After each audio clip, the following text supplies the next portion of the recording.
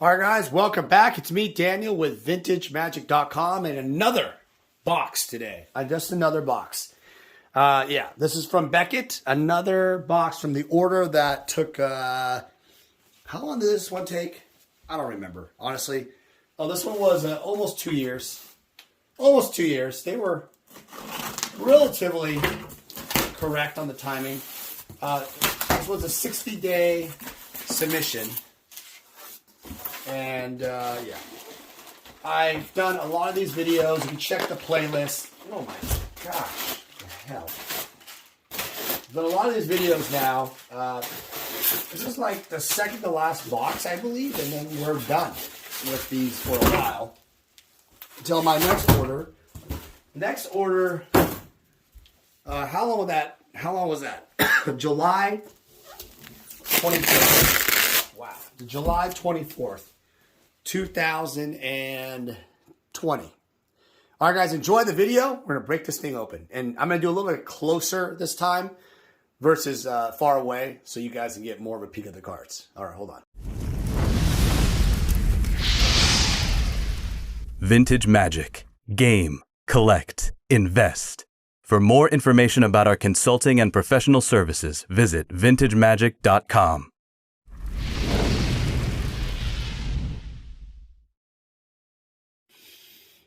All right, guys, welcome back. So we have two of these Twin Towers today.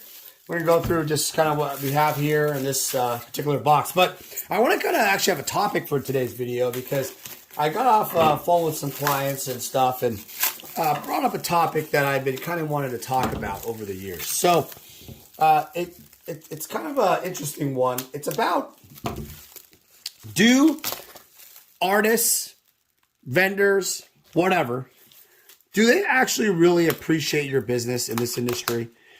Like, you know how other industries, you go to a restaurant, there's a nice waitress or waiter, whatever.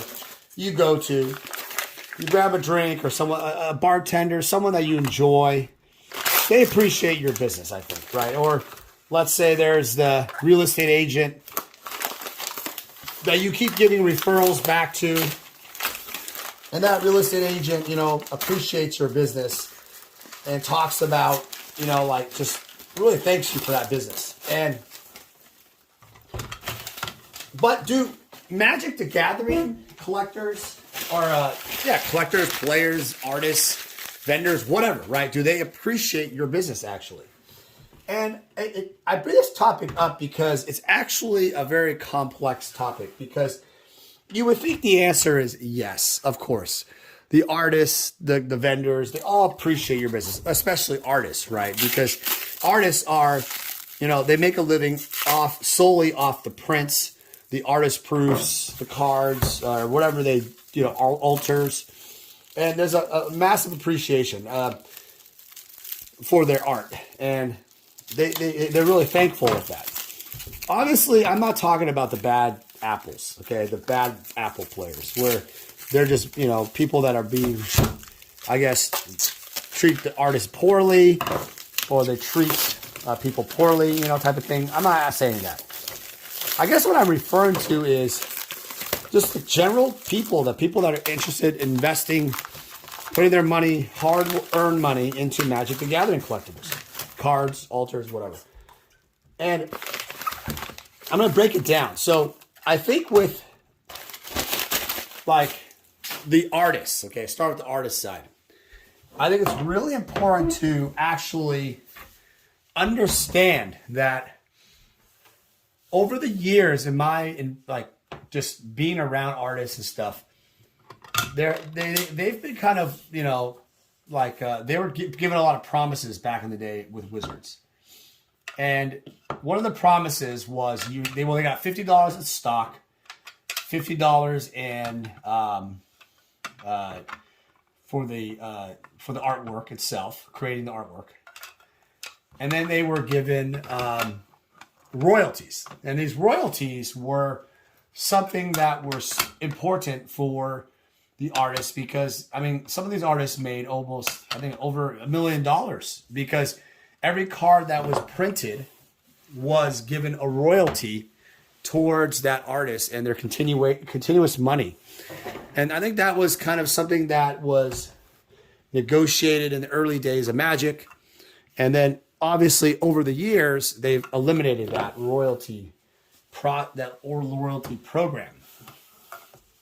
And that's brought a point of contention towards a lot of the artists. A lot of people have asked me, Dan, what's the deal? These artists are still upset with Wizards, and why is there so much negativity when obviously, there's such a win-win, right? And I think, I can understand it from both point of views. I think, by the way, this box is probably just the Arabian Nights. I got hammered on, just tons of 9s, really no 9.5s and some betas. So not too big of an exciting box, but I hope the topic is more exciting.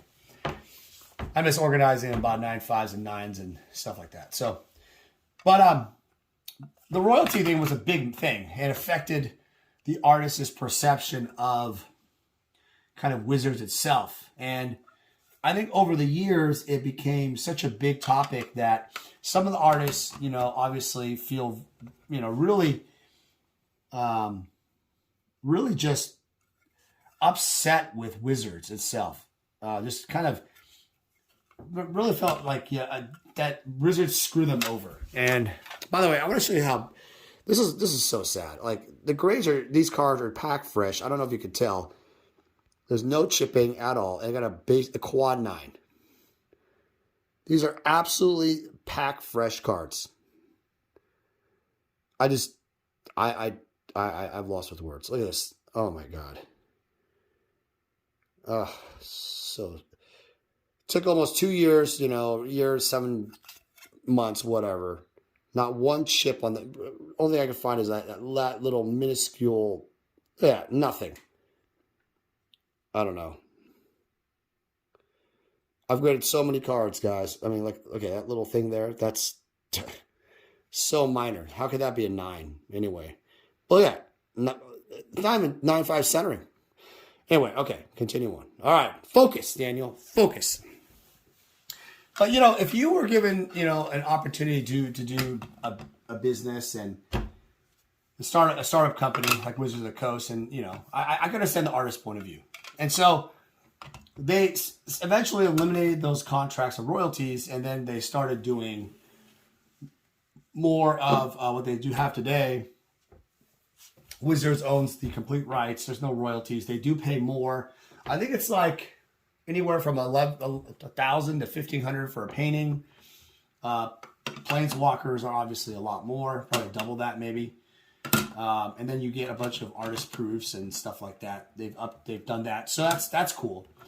But I think it put a lot of sour taste. So fast forward into today, I've heard some of these artists are now upset with collectors buying their cards and essentially reselling them and making a lot of money off it. And I'm not just going to talk about artists here. I'm going to talk about the side of vendors too, because I'm a vendor and stuff like that. But these artists were very upset that, some people on eBay can put, $1 million for a card that they bought for, $500. And, I think there's just been a lot of negativity surrounding it. So I think this controversial topic of reselling a collectible is something I wanted to address. Is that, to be clear, I think that if you own the card or artwork or whatever the hell it is, you have the right to sell it for whatever you want and ask whatever price you want. That is your right. Now, other people will be like, well, Dan, you just bought it from the artist last week, let's say, or you bought it from a collector. Do you really think that, you should do that? Or maybe you're gouging or whatever. I don't think it's called gouging. I think that's the wrong terminology, actually. It's not gouging. What you're actually doing is you're either marketing, because when you put something on eBay at a large price, it goes to the very top if you search by highest, right? You're not even trying to sell it. You're just trying to basically, you're basically trying to market your other products. So, which I can appreciate that. But see, the problem here is the artists feel, some of these artists feel like, well, you're gouging, and now they don't want to do business with certain clients. And then from the buyer's side, people that have done business with artists feel that that's not fair, because from a buyer's perspective, the buyer has the right to do what they want. They're not insulting the artist. In fact, their perspective is like, well, I'm just increasing the value of their items. And, they might have an artist proof that, let's say, is $100, or an artist might have an artist proof that's $100. And the buyer may have it at $1,000 for the same thing, but it might be graded, let's say, in a slab like this. And that actually, how can you just grade something and then it just becomes more valuable by 10x and for absolutely no reason? And it may not even sell. Like I said, it might just be for marketing purposes or stuff like that. But the reality is, like, the buyers don't have the right. They do have the right. And I'll flip over to, like, as a seller, I sell these cards every single time. Like, if you buy these cards from me, or if you've bought cards from me in the past, I don't go back and start, insulting my clients for what I've sold it to them for. In fact, I'm happy they've made money. I've said this many times before. I'm happy they've had prosperity and wealth off of my sales. But at the same time, I'm very blessed, and I've been able to get a lot of wealth and prosperity for my family and stuff in life, just because of not only artists, but, collectors, vendors, whatever. I've bought people off vendors and I've made money instantly, right?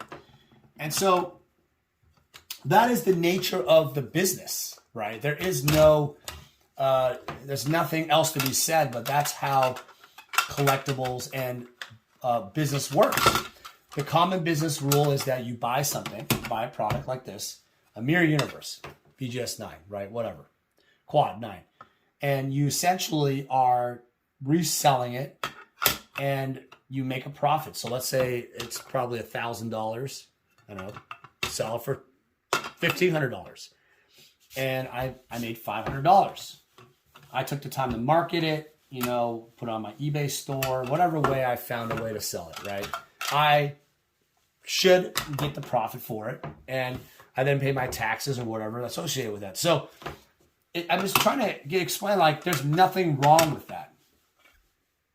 I'm trying to look from the perspective of, like, as an artist, like, why would someone, like, these freaking labels, why would you feel offended by that? I'm trying to look at that point of view as an artist. And I guess the one thing I can understand is that, maybe if you had an item that was bought years ago down the road, and a decade, and now it's worth a lot, they can understand that, hey, look, the price accumulates and increases in value. However, if you bought it like last week, or a month ago, or 3 months ago, something recent in some way, there is that perception that, man, you're just trying to, profiteer off my work so fast. Maybe I, didn't price it high enough.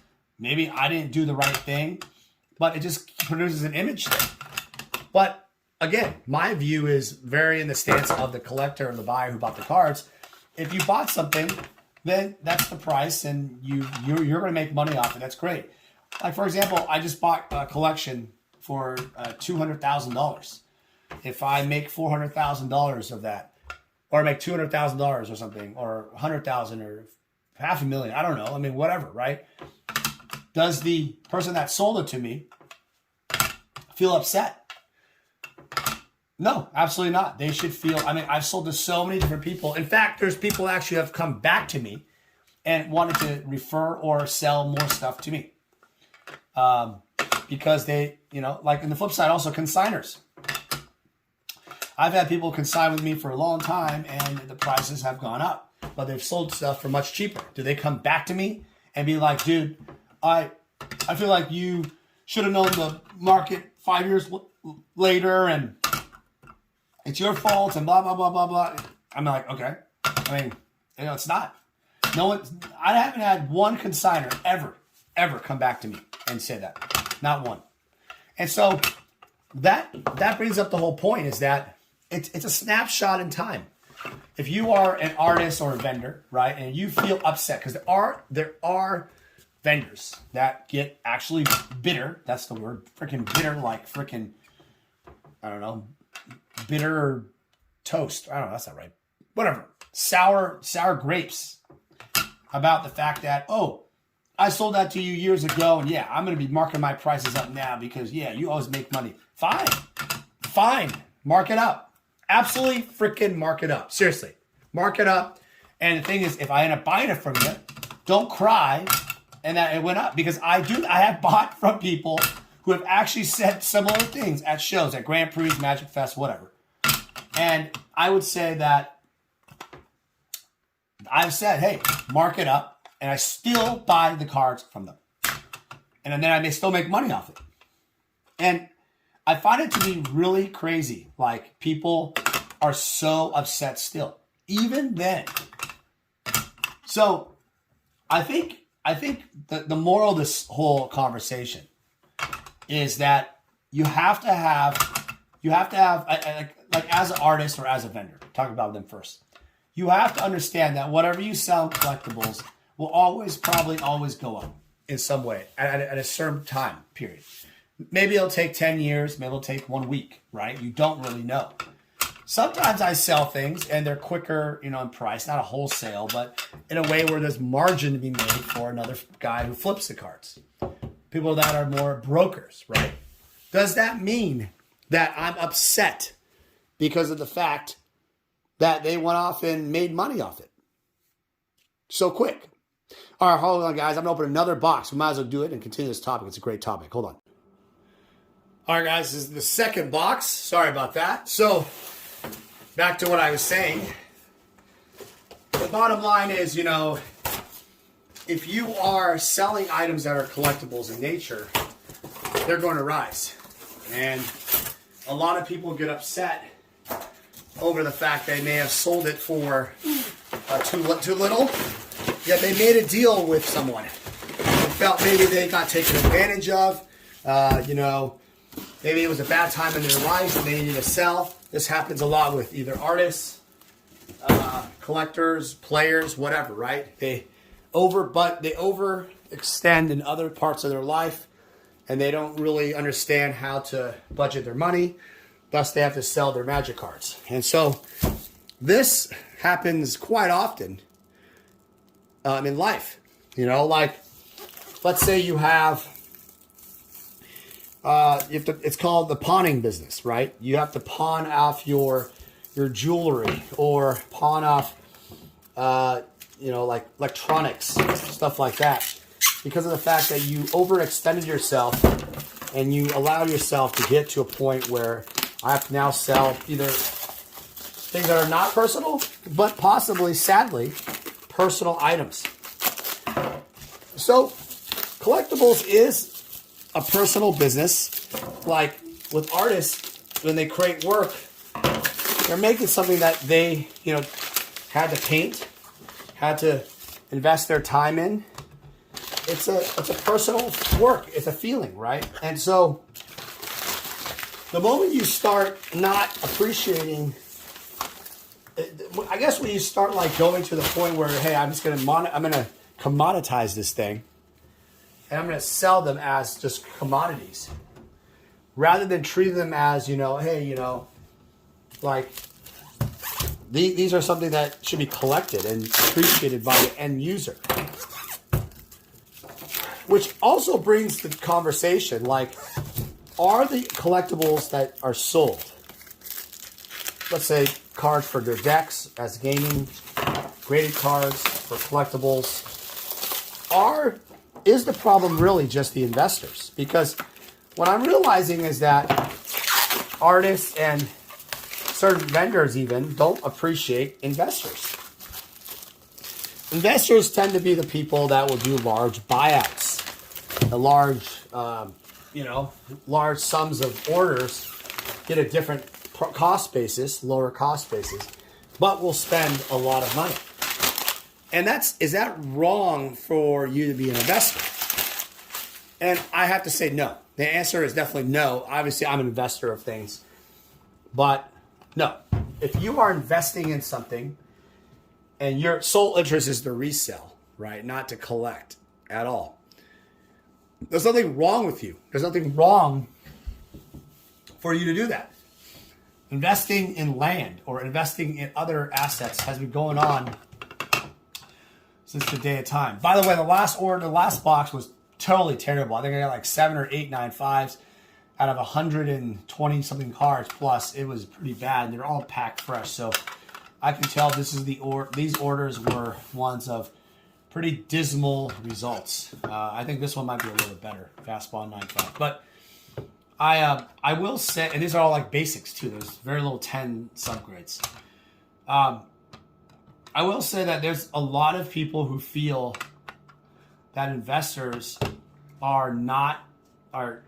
don't sell to them. And you know what? Look, if you don't like the investors who are spending big money on your stuff and they want a large discount, like for example, if I say, hey, look, I'm going to spend $300,000, I want $100,000 off. If you're not willing to do that off your collection, then that's fine. You know, and the thing for me is I'm an investor too. I buy things all the time at lower prices. That's investing 101, right? Buy low, sell high. But investors leverage cash at a larger level and they make more margin, but they invest more capital. And is that wrong in collectibles? Because you're almost like, oh, you're taking advantage of someone who needs the money, or you're an artist who hasn't paid their bills or something, and you have to essentially, sell out cheaper than you wanted to. If you made a deal with someone, it's a deal, and there's nothing you can do about it. There's nothing you can do. You can cry, you can feel bad. So if you made the deal, but then you go off and cry about it and get upset, it doesn't matter if you're an artist, a collector, investor, whatever, right? Because investors do sell stuff too. You're basically, you look like a crybaby, essentially. You look like someone that's just angry at the world. And I don't really understand, because if I was like an artist in the example, and I essentially make my money off Magic the Gathering, why would having sales, like clients who buy my artist proofs, prints, whatever, and then they resell them and make more money by X and X times, whatever, way more than what I charged, I would just be like, yes, that's awesome. And then the next time I sell something, I'm going to be asking for more money. That would be my strategy. But unfortunately, there's vendors, can be just vendors too, that talk crap about other people who've made money off them. I mean, I have bought things from people over the years, and I have vendors and such, and they all talk to each other, and they get upset. They upset because they didn't make the most margin off something, or they bought something from me and it didn't sell for as much, but they still made margin, and they feel like, Dan has a monopoly on these type of products, and it's like, I don't understand. Like, okay, that's fine, but are you upset because I had the foresight to invest in something that you did not? Maybe the right approach is to have the foresight to invest in those products, create a brand, find those collections, build relationships, and then get more deals. Maybe that's the right move. Here's a basic, beautiful Wrath of God. I think really nice. Probably should be a quad, but I'm not going to look at it right now. But that's the thing, is shouldn't that be the way it should go as a business? So everybody should just kind of take note of this, is that this is not even a rant video. It's more of a reality video, is that in our industry, we have so many people that are just so, I guess, frustrated with certain things. And I think, part of it, human interaction, is that, like, it is a competition. See, this entire industry is 100% a competition. We are all trying to buy a similar asset, and we all have this kind of, end game. We all are part of that. But does that mean that we all can't make money off it? And I would say that, yeah, we all can. If someone gets a deal and I didn't get the deal, do I feel badly?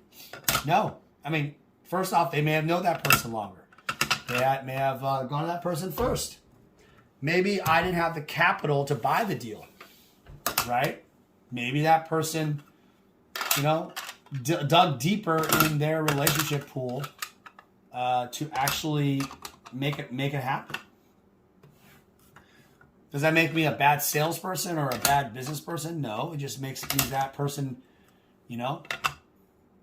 had the foresight or the aggressive nature to find deals. And I commend anybody that does that. I think if you are watching this video, and also it's a personality thing. Like, you may not like to work with certain people. I'm a lot more direct than other people. I definitely am 9-5. This is a pretty rare card. Why? I can't win every deal. So don't feel like, and by the way, if you want to sell anything to me, go to vintagemagic.com, contact us. I love to do deals with you. I just feel like this video, long-winded as it is, kind of highlights kind of the all sides of kind of what I have experienced over the years and others have experienced, and kind of recent topics. I kind of like, when I sort these cards, I like talking about some of these things. But what do you guys think? I mean, do you think I'm correct? Do you think I'm wrong? I always like hearing what you have to say because it gives me some perspective. I do read the comments. If you put comments on, I'm one of those guys that does read them, and I'll respond when I can. I think it's really important to just understand, like, there isn't much time in this world, and I feel like the best advice I can give to people is stop whining and start doing what you want, start living. I gave that advice to someone recently, and stop whining about it. Stop worrying what others say or think of you, and start investing your energy on the people that do. Right? Invest your energy on people. Here's a Wheel of Fortune. That's basic. Invest your time with people, friends, whoever, right, who are really your friends. And they will show it by action. They will show by action. Not by words, but by action. And so I've kind of learned that over the years, that a lot of people are out for themselves. They say, oh, we're friends. And we're not, their actions show otherwise. Brian Weissman once told me that he's an evidence-based person. Evidence-based person. Show me evidence that this person or this situation is bad. And I make a decision based off that. Not what others say, but more about what your experience is. And so I will say that a lot of people, they look at people making ridiculous prices online. You can make, I guess, an assumption of that person's personality. Maybe they're greedy. Maybe they want more money. Maybe they're a capitalist. Or maybe they're just smarter than you in business and better in the market. But if you start making these generalizations off the fact that what people say on the internet, and then you basically also are the hypocrite and want to make the money on top of that, and you have it, then what does that really make you? It makes you a person that's complaining a lot, maybe frustrated about yourself, or maybe you should learn. Maybe you should learn and appreciate what someone else has achieved and grown. See, I tend to do that. I think the moment you stop, I think maybe there was a very small window of time where I was more like, I wasn't a hater, but I got frustrated maybe. But very small, because that immaturity really will damper any relationships that you ever get. So by learning quickly and moving on from that kind of like personality trait that's negative, I was able to really foster more relationships, acquire more collections, and create a brand and do deals at a level. And I kind of will end it kind of like this. I basically, instead of following the same negativity in the same circle of people that are the same way, I basically did my own thing and kept going with it and kept believing in myself and the people that have supported me over the years. So I invite you to just have more of a positive outlook on everything rather than a negative one. And understand life is too short. Don't waste your life in this life. There's one life you have. To sit around and pick your nose and be upset, be afraid of doing something. Like this is, another Beckett blunder. It's a beta death ward, but it's an alpha. I just like these comedy shows that Beckett does. I don't know, whatever. But seriously, stop sitting around wondering what else could I have done. Maybe create something different. I don't know. Hang out with someone. Call someone you haven't called for a long time. Call your mom. Call your wife. Call your kids. And tell them how much you love them. I got to say, we all need to do more of that. I mean, humble down to the reality is that during this COVID mess and all that, we all need to look in the mirror and start being more aware of our complaining and start being more thankful. This is a quad beta. Wow, finally I got a quad. Unbelievable. You guys could say, well, Dan, you complain about Beckett every single time. Well, come on, that's a little different. That's more of a making errors in the grades and all that stuff. But I'm talking about more about personal relationships, looking in the mirror, and not focusing on the negativity and making your own decisions for one time in your life. And allowing that type of mentality to take over your brain. All right, guys. Well, I appreciate you guys listening to all the randomness of this video. A lot of interesting topics, but seriously, I do love and appreciate the support I've had from you guys over the years. And if you're watching and I've passed away, know that I wish I would have met you, played some games, and maybe give you a big hug because life is short, guys. I'm out. Talk to you guys soon. Hey guys, it's me, Daniel with VintageMagic.com. I'm here to share with you more about our deck and set collector fulfillment service. The deck fulfillment service caters to the player. And what that basically means is if you are a player looking to fulfill your old school Magic deck, certain Power 9 or key pieces in your Vintage deck, or dual lands in your Legacy deck, we have the inventory and the resources to help you fulfill your needs. Next, we have the set collector fulfillment service. This really caters more towards the collector. Oftentimes I've been asked, hey Dan, can you help me find this specific graded card for this set?